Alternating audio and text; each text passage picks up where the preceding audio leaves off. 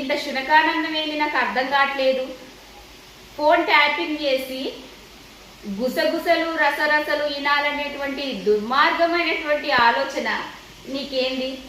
నువ్వు తెలంగాణ ప్రజలకు చెప్పాలన్నా అసలు నువ్వు ఐటీ శాఖ మంత్రిగా పనిచేసినావా, ఫోన్ ట్యాపింగ్ శాఖ మంత్రిగా పనిచేసినావా? ఇంత అధ్వానమా?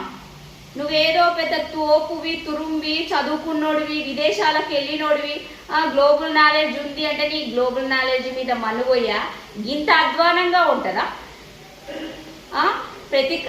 ప్రతిపక్షాల ఫోన్లు ట్యాపింగ్ చేస్తేవి, అధికారుల ఫోన్లు ట్యాపింగ్ చేస్తేవి, సినీ నటుల ఫోన్లు ట్యాపింగ్ చేస్తేవి, ఆఖరికి పక్క రాష్ట్రంలో ఉన్న వాళ్ళ ఫోన్లు ట్యాపింగ్ చేస్తేవి.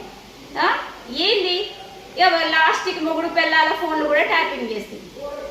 నువ్వు అవసరమా తెలంగాణ సమాజానికి?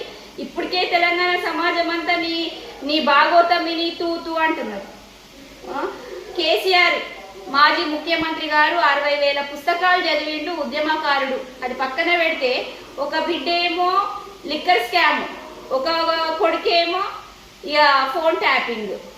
ఇంత అధ్వానం అయిపోయి కుటుంబం తెలంగాణను దోచుకొని తిన్నది చాలక ఇలాంటి పైనుంచి వ్యక్తిగత స్వేచ్ఛను కూడా భగ్నం చేసేటువంటి నీతి మాలినటువంటి ప్రక్రియలు చేసినటువంటి నిన్ను తరిమి కొడతాం. ఇక పైన మళ్ళీ మాటలు మాట్లాడుతూ ఉన్నాం. అభి ఆయేంగే, షేర్ వస్తున్నది, పులి వస్తున్నది. ఏంది ఆ మాటలు? పిచ్చి పిచ్చి మాటలు. తెలంగాణ ప్రజలు మీ పార్టీని, మీ ప్రభుత్వాన్ని బొందబెట్టి మీ మీద తొక్కుకుంటూ రేవంత్ అన్న ఈ రాష్ట్రానికి ముఖ్యమంత్రి అయిండు. అక్కడ కూర్చున్నది మామూలు వ్యక్తి కాదు, షేరు.